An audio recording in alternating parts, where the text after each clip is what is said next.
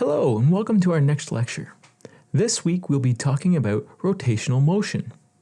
We're going to look at radians for a brief moment before moving on to see how our concepts of linear motion can be used to help us understand rotational motion.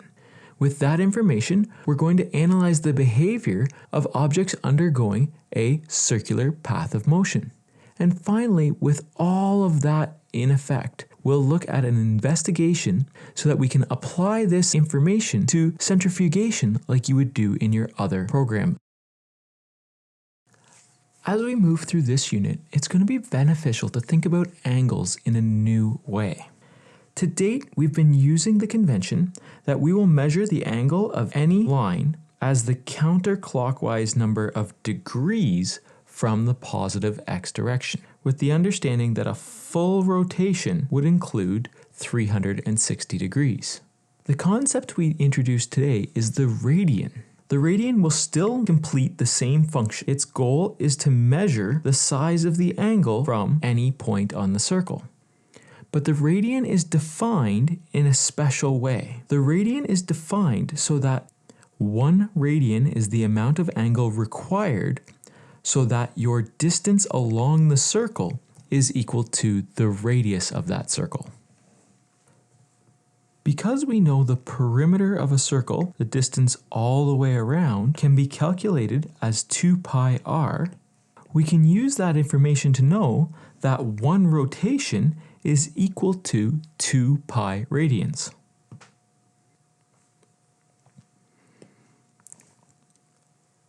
So if we look at a circle, our positive x direction is at 0 or 2 pi radians. Our positive y direction is at pi by 2 radians. Our negative x direction would be in the direction of pi radians. And our negative y direction is at an angle of 3 pi by 2 radians. With this information, we can always define the arc length we've traveled along the edge of the circle. If we know the number of radians we've rotated and the size of that circle, then we can define arc length is equal to whatever our angle is in radians multiplied by the radius of the circle. Let's begin to consider what it means to have uniform circular motion. If we have a circle, and on that circle is some object traveling around the perimeter. At any instant of time, the red vector represents the magnitude and direction of its instantaneous speed. We can see that as it progresses around the circle, the direction of this vector will constantly be changing. This means that despite moving around the circle in a uniform way, we cannot say that we have a constant velocity. A change in direction indicates some level of acceleration. At any given point on the circle, if you draw a line from the center to the edge, otherwise known as the radius, you'll see that the instantaneous velocity at that point is always tangential, or always perpendicular. As we've seen before, anytime we have motion that does not have a constant acceleration, which we have here as the acceleration always changes direction, it becomes very difficult to solve the problem. So what we are going to do now is introduce some concepts that let us use what we know about positions around a circle to define the motion of this object as a constant speed. To calculate the instantaneous velocity, and that's the velocity that's tangent to the edge of the circle that this object is traveling on, we have to consider some geometry. For any given angle theta on a circle with a known radius, then we know the object has traveled a distance s, which is the arc length along the edge of the circle. Using this, we can calculate an instantaneous magnitude of velocity using the arc length covered for the given period of time. We stated that objects undergoing uniform circular motion did not have constant velocity. So if our objects do not have constant velocity, then they must have an acceleration. If we consider the change in velocity of this object as it goes around the circle, we can see that the change in the velocity always points back towards the center of the circle. We refer to this acceleration as the centripetal acceleration. We can calculate this value, and it's important to realize that we call it centripetal because it is always pursuing the center of the circle. It's always pulling this velocity vector back towards the middle. Just like we have completed for linear motion, we will have calculations and problem types that allow us to describe how far, how quick, and how consistently objects move in a given span of time. Our rotational kinematics will often compare quite closely to our linear kinematics. In linear questions, we often calculated a displacement, meaning how far did our object travel, often measured in meters. And we'll replace that with an angular displacement, which is a measure of how far around a full rotation our object has gone, and this is measured in radians. In linear kinematics, we had a velocity, and our velocity measured how far we traveled in meters in a given amount of time. And now, for rotational kinematics, we'll continue to measure our displacement in angular terms, meaning radians, so an angular velocity will be how many radians our position changed by in a unit of time. With angular velocity, we focus on the rotation, not necessarily the tangential movement. In linear kinematics, we had acceleration, which measured the rate of change of our velocity, and we'll replace that now with angular acceleration, which is a similar concept, but measures the rate of change of our angular velocity. When it comes to velocity and acceleration, we have seen that the rotational motion will have a tangential velocity that is considered a linear value, and it will have a centripetal acceleration, which is also considered a linear value. There's one other characteristic of rotational kinematics we should consider, and that's the period. Let's look at that now. We'll begin by looking at period. The period is the amount of time required to complete one full rotation of the circular motion. If for our circle we know the tangential velocity and the radius of the circle, then we can start to find the time for one full rotation. We start with the velocity is equal to the arc length traveled divided by the time. We rearrange that for time, and if we set the arc length as equal to the full perimeter of the circle using 2 pi r, then we define the period, represented with a capital T, as 2 pi times the radius divided by the tangential velocity. Let's complete an example. Given a radius of 0.50 meters and a tangential velocity of 2 meters per second, what is the period of the animation in the middle of the screen? We begin with the period formula. We substitute our values of 0.50 meters and 2 meters per second, and then after calculating and rounding, we find that the time for one full rotation is approximately 1.6 seconds.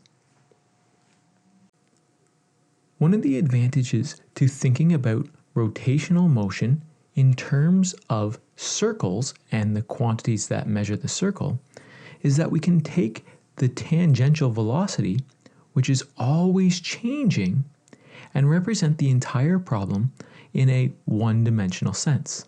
To do this, we have to consider certain replacements like we just saw. With angular displacement, rather than representing position with a distance, we represent the position with an angle measured in radians.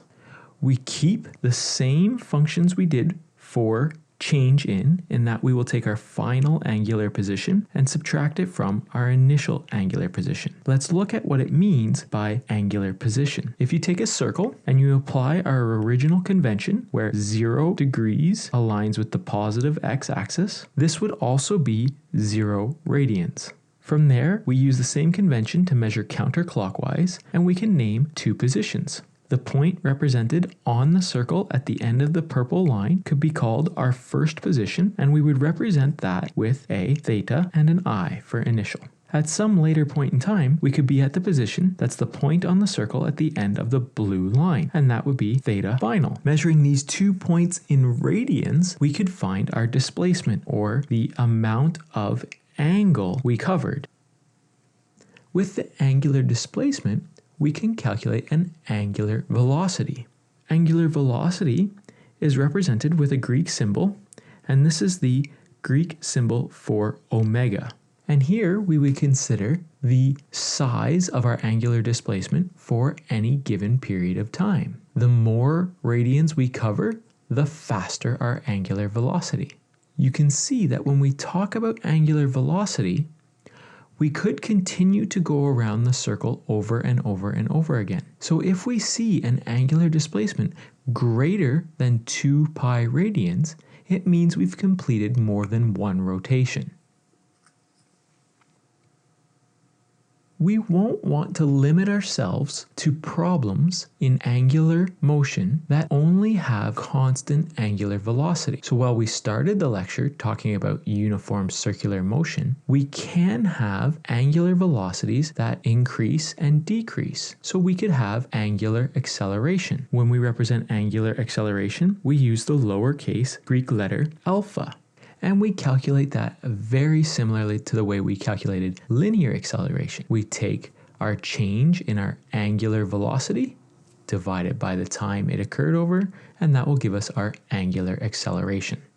Because angular motion is so closely related with linear motion, it turns out that nearly all of our linear equations of motion will work with the substitution of our angular quantities. So if we want to know our angular velocity at the end of a period of time in which we were accelerating, we just need to know the initial angular velocity and add that to the angular acceleration and the amount of time we accelerated. If we want to know the angular displacement, we need to know our initial angular velocity and multiply it by half of the angular acceleration multiplied by time square. The problem-solving strategies you employ will follow the same strategies we used in our linear units. In fact, let's look at an example now. If a centrifuge runs at a rate of 2,800 revolutions per minute and takes 1.3 seconds to get up to that rate, what is the angular acceleration? I feel it's fair to make sure everybody's comfortable that the symbol RPM represents revolutions per minute and is a commonly applied unit. However, it does not fit directly into our kilograms, meters, seconds unit frame, so we will often have to convert this to radians per second. Now let's look at the rest of the information we were given. So we were given a rate of 2,800 RPM and a time of 1.3 seconds. We're asked for the angular acceleration, and the statement that it takes this amount of time to get up to that rate should lead us to understand that our initial angular velocity is equal to 0. So if we can use our given rate to find our final angular velocity, then we could find a change in angular velocity, which means we could start from our definition of angular acceleration. We have a side problem here. We have to figure out how to convert revolutions per minute to radians per second. This is just a unit conversion problem. If we look at any given circle, 1 revolution would be equal to 2 pi radians. So we can build that unit factor, and I'm confident that you guys will agree that 1 minute is equal to 60 seconds. So we can take our original measurement and we can multiply it by our 2 unit factors. Because we deal with pi in terms of the pi button and never just the rounding of 3.14, you have to be very careful when you complete these calculations. In fact, it's advisable that you use the method we originally described for unit conversions and substitute your values and convert and calculate all at one time. So that means I would look at the main question as substituting 2,800 RPM, dividing that by my 1.3 seconds, tagging on my 2 unit factors, and calculating this all at once. The fastest way to enter this in my calculator is 2,800 divide by 1.3, multiply by 2, multiply by pi, divide by 60. And I should get an angular acceleration 225.5502418, and this is radians per second squared. Looking at our significant digits, this would be approximately 230 radians per second squared. If we have objects traveling in circular motion, then that means they have a tangential velocity. If the magnitude of that velocity is constant, the overall vector is not, as it changes direction. If our vector of velocity is changing direction, then at each point we have an acceleration. We have called that acceleration, which points towards the center of the circle of motion, the centripetal acceleration. If we have an object that has mass and acceleration, it also has force. The force responsible for causing the centripetal acceleration and turning our velocity vector is also called centripetal. This is the centripetal force. Without the centripetal force applying in the same direction as the centripetal acceleration, our object would want to continue its momentum in that original velocity vector. So the cause of our velocity vector turning to follow the circumference of the circle is the centripetal force. In your program, you complete centrifuge separations. These centrifuges lead you to believe that a centrifugal force applies. This type of force is actually an artifact of Newton's first and third laws. So to understand where this artifact comes from, we'll look at an example with a bucket of water being swung around. So let's start with the bucket in the bottom position. And in that bucket we have water. And whether it's a rope or a string, we have something connecting the bucket to the center of its motion. Let's consider all of the forces that apply to this bucket. There will be a weight that pulls down, and the tension in our support arm is providing that centripetal force. So if our bucket is stationary, then the centripetal force offsets the force due to gravity, and the object just stays there. But if this object had some velocity, meaning that it was moving to the right, then as we start to move over just a little bit, the direction of that centripetal force changes, which means the amount that is pointing straight up is no longer exactly equal to the weight down. And we end up getting a little bit of that process of we have an acceleration that pulls us back towards the center. Many of our problems will get to the point where we ignore the speed up and slow down phases of rotational motion and focus on when we have constant angular velocity, meaning that we are constantly rotating at the same amount. Let's switch our perspective now to another position. Let's look at the bucket when it is horizontal. The bucket still will have a weight force pulling it down, and it will still have a centripetal force. That force now points still directly towards the center of the circle. And again, if we had some velocity to begin with, the net consequence of the centripetal force and the weight is that we will again turn that velocity vector so that eventually it points towards the top position. Let's look at the bucket in the top position. Now, the bucket has water, and if you've ever done this, you know that you can spin the bucket at a rate that the water does stay in there. If you go too slow, then the weight force takes over and begins to accelerate the water out of the bucket. But if we look at all the forces applying here, in our scenario, the centripetal force also pulls back down. The only forces applying both point down. At no point in time have we seen a force that points outwards, which would describe that centrifugal force. If we consider our velocity vector, as we spin, the magnitude of velocity has some component that is in the up direction as we approach the vertical position. All of our net force is trying its hardest to accelerate that vertical component downwards until we get to a point at the most vertical position where all of our velocity is horizontal. If, as we came around, our velocity vector did not have as large of a component force, then before we got to the top, our velocity would be horizontal, and when we get to the top, it would already have a little bit of that down component. So the magnitude of that tangential velocity is very important. If it gets too slow, we can accelerate down. You may have been able to see that the centripetal force vectors I've drawn are not all the same size. When you are rotating an object vertically, because weight is present, the centripetal force changes. At the bottom, it has to have enough force to accelerate the velocity upwards and overcome gravity.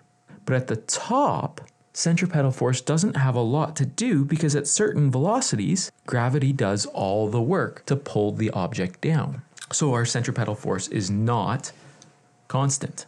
It is worth noting here that at just the right angular velocity, gravity is the only force present in the vertical position. All of the acceleration is taken care of by the weight, and this corresponds with the misnomer weightlessness, which comes from the fact that you're falling at the same rate as your surroundings, and you go from having a large force on you to nearly no force that you can recognize. While it's not the direct focus of this section, it's worth mentioning that you are never actually weightless anywhere near Earth. Even the astronauts in the space station have a weight, and they are in fact accelerating towards Earth. They just have enough tangential velocity that they never actually approach Earth, which gives them that floating sensation. So with all that said, where does the centrifugal part come from? As we mentioned, this is an artifact of Newton's third law. So we can look at the combination of objects here. So we have some central point, we have a string, we have a bucket, and we even have water inside the bucket. If you wanted to consider other scenarios, then we would have some road and tires, a car, and people inside that car. Let's consider some of the free body diagrams. Let's start at the level of the bucket. So we know the bucket is being held up by the string. So there's an applied force up, and that's our force of string on bucket. Let's look at another level. So there's also a free body diagram for the water. So if we sketch our water, we know that we have a force being applied by the bucket that's up. And because the bucket and the water have a stationary position relative to each other, they're not accelerating away from each other or towards each other, there must be no net force between the two of them, which means that there's an equal and opposite reaction acting on the other object. So if we go back to the bucket, there's a force of the water on the bucket, which is a reactionary force. If we consider the direction of this force pointing out from the center of the circle, this gives us our idea of a center fleeing force or centrifugal force. If you are the water and your perspective is entirely inside the bucket, that force doesn't exist. The only way you can observe that centrifugal force is that you need to be outside and observing the entire system. So while as the water, you may feel like if the bucket wasn't there, you would accelerate outwards. In reality, what would happen is if the bucket suddenly vanished, the water would just continue to travel straight. It wouldn't suddenly accelerate out and away. While we only stopped to look at the level of the bucket and the water, you could continue to zoom in closer and closer and start to think about individual molecules. At every level, there is some interacting reactionary forces that could be considered centrifugal by outside observers. Let's take a little bit of time and try to understand centrifugation and its underlying theory of sedimentation. The principle of sedimentation affords us that eventually particles in any other medium will settle under the force of gravity. Centrifugation takes advantage of this and some of the forces we saw in the previous slide to artificially increase the force of gravity and accelerate this process. Let's take a look at an example. If we had any container, and in that container there was some liquid, and in that liquid we had stray particles that we wanted. For any of those particles, we consider all the forces that are acting on it. Those particles will likely have mass, so they will also have weight, as gravity is pulling down on them. And because they're suspended in some other medium, they will have a force we haven't talked about much to date, but a buoyant force. This is a nuanced force that causes things to float. Over time, there's a very, very, very small difference between the weight force and the buoyant force. And it's just enough that eventually these particles will progress to the bottom of the container. Now, this could take a very, very long time. So if we could add a force in that direction, we could decrease the amount of time that it takes for the particles to settle.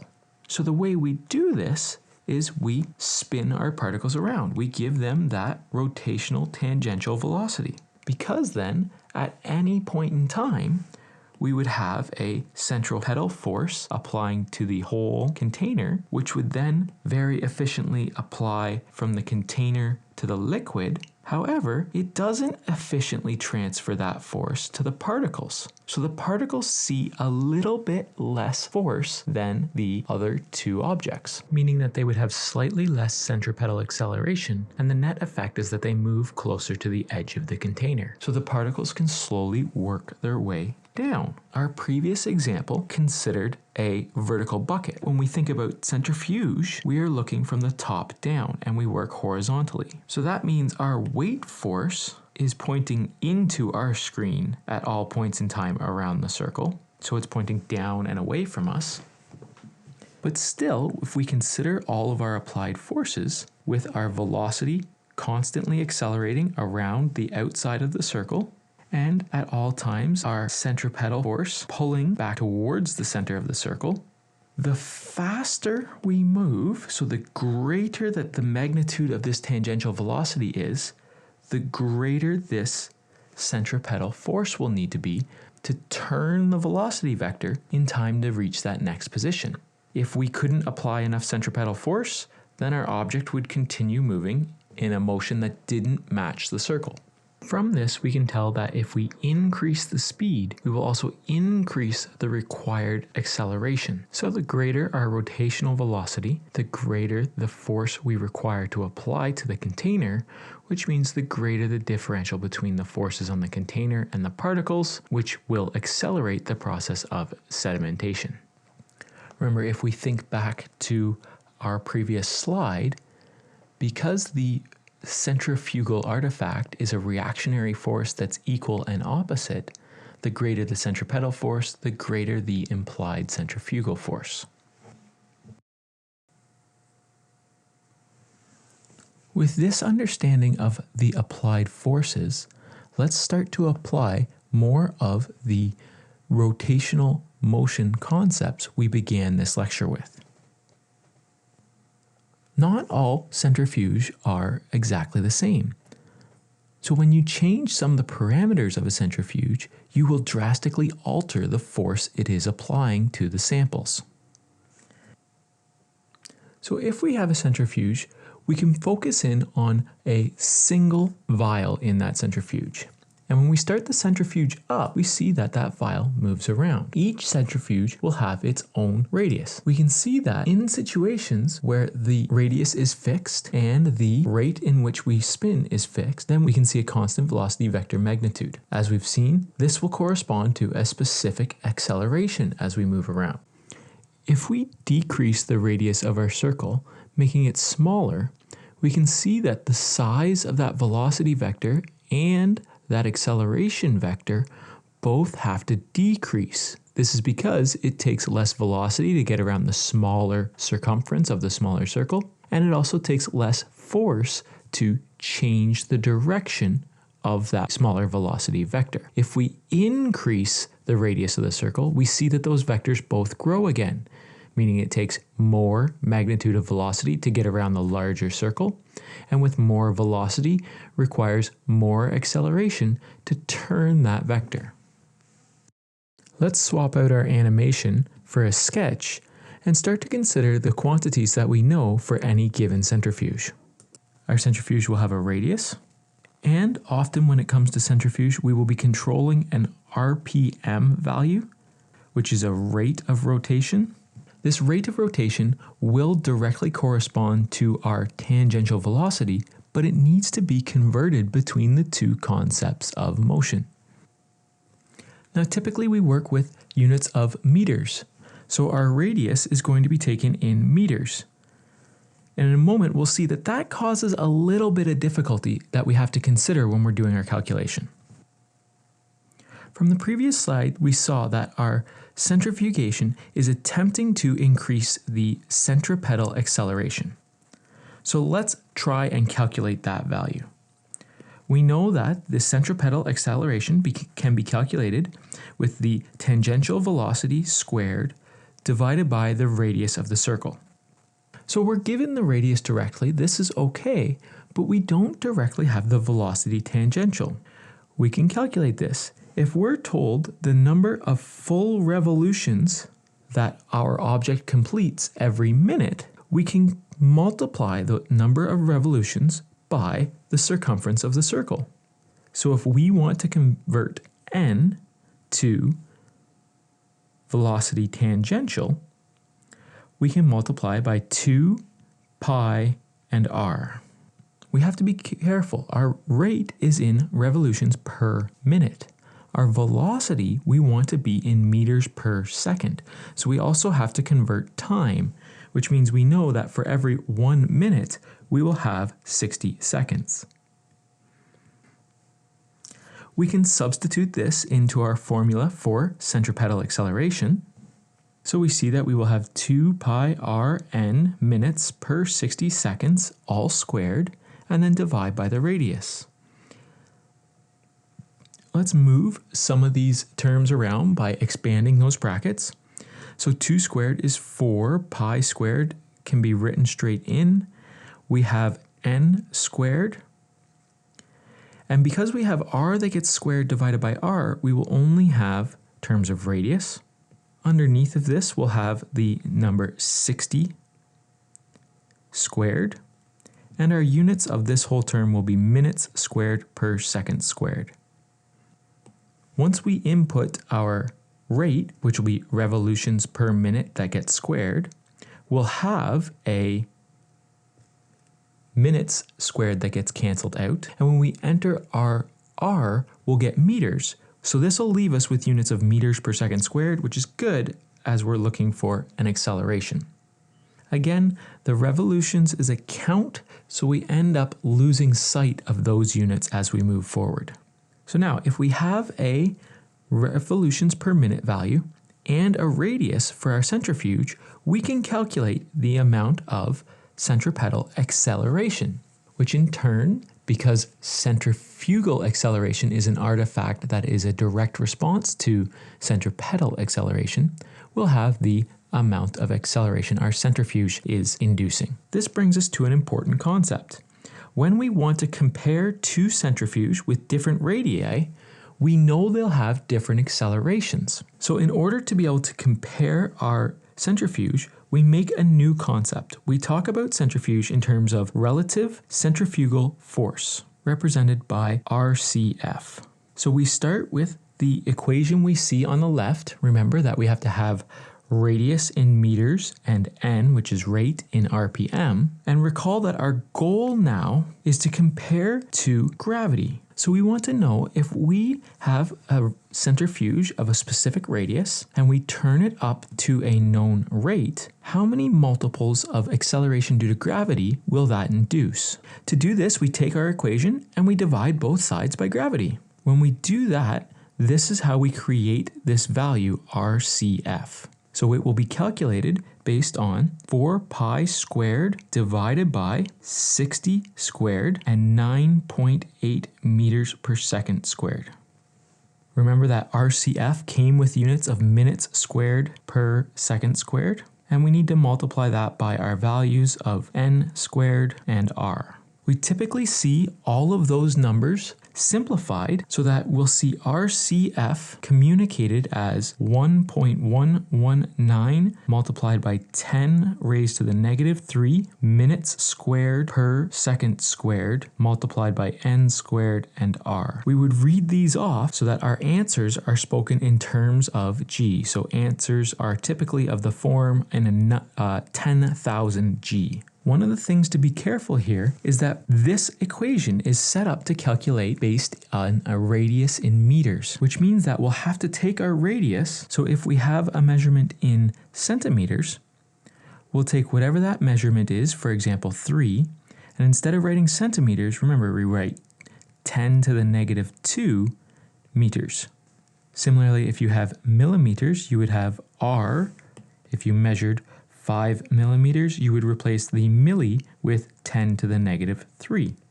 It's important to make sure you put these values in, otherwise your answer could be off by 100 or 1,000.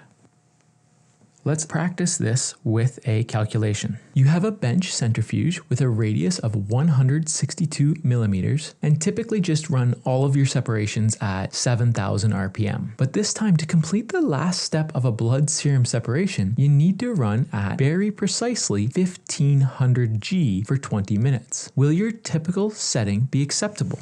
This is an odd type of question. It gives us a lot of information. It's important that you can parse this question and that you can tell that this is really asking you, is the RCF of your typical setup similar to the required value? To answer the question, you need to know that value. So this question is effectively, what is the relative centrifugal force of my settings? Well, let's take into account our information. We have a circle that represents our centrifuge. We're told that it has a rate of 7,000 RPM and that it has a radius of 162 millimeters. And because I can anticipate that I'm going to need meters, I'll make that conversion now. 162 times 10 to the negative 3 meters. If I want to know the RCF, I substitute my equation. So RCF is calculated using 1.119 times 10 to the negative 3 minutes squared per second squared multiplied by my rate squared and r. I can substitute those values.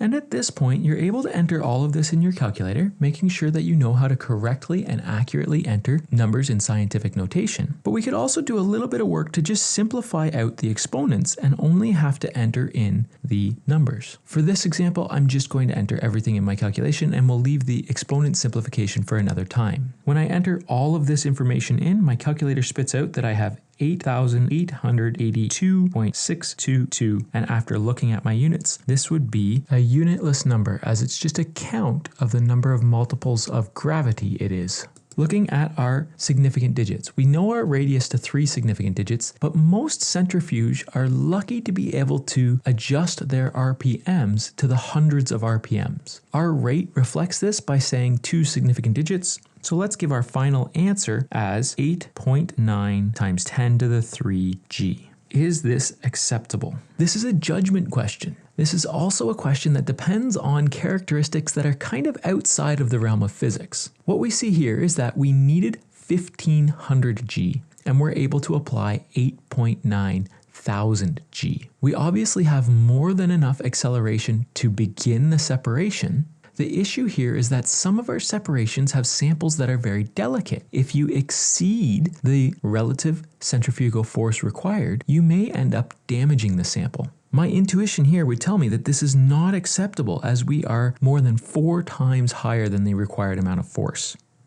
My understanding is that many of the separations that you guys complete in this program are quite robust and they're able to handle an excess of force. This is something to talk about with your DNA and biology lab professors. But with this idea that perhaps This is not acceptable. We can ask another question. What RPM would be required to hit the desired relative centrifugal force? To answer this question, we begin with our RCF equation.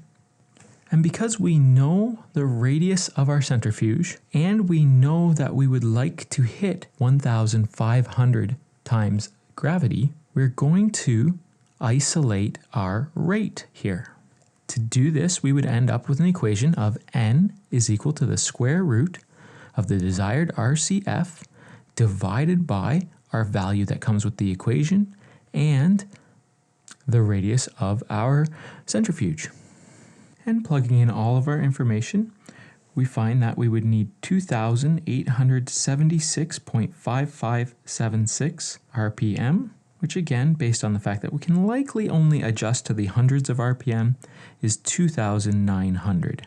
Why is it important to know this? Well, when you do have very specific separations and your lab has been outfitted with centrifuges that are not all from the same model or manufacturer, you could run in a situation where you need to calculate the different setups for each of the two centrifuges.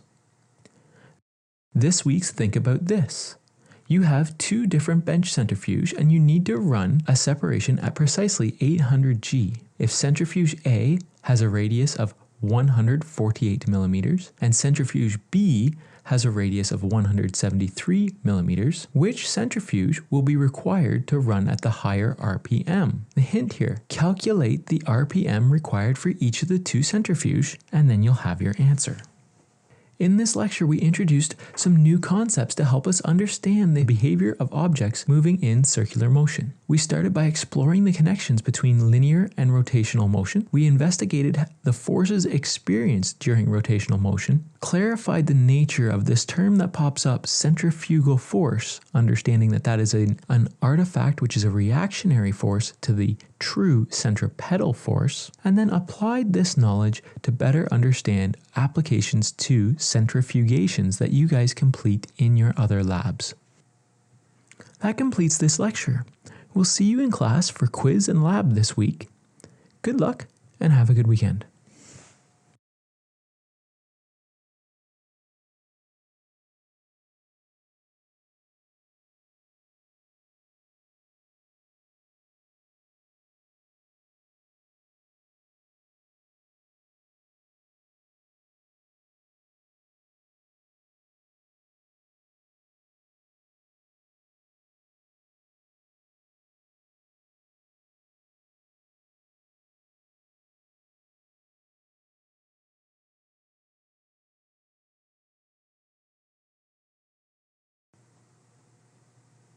And this credit scene Easter egg seems to be becoming a theme. As you work through the Think About This, the answers are that centrifuge A would require approximately 2,200 RPM, while centrifuge B would require approximately 2,000 RPM. Therefore, centrifuge A would be required to run at the higher RPM.